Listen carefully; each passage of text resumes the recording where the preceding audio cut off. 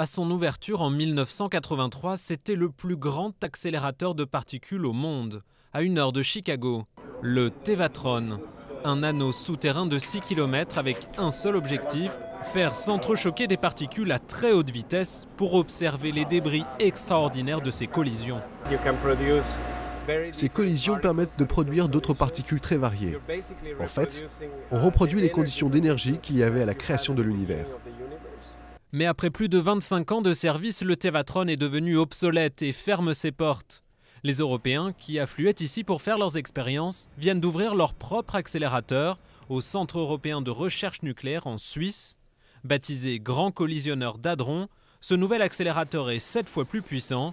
Désormais, ce sont les Américains qui feront le voyage en Europe pour leurs recherches.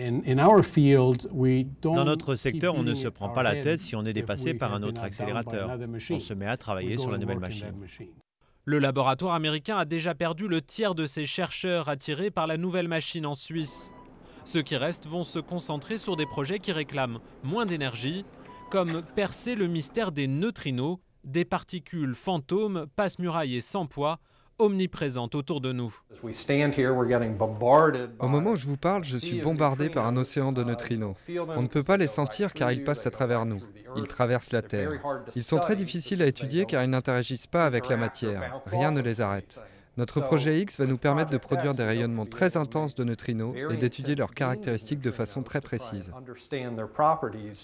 Et c'est notamment cette nouvelle chasse aux neutrinos qui pourrait faire revenir la physique américaine sur les devants de la recherche mondiale, avec les années 2030 comme horizon.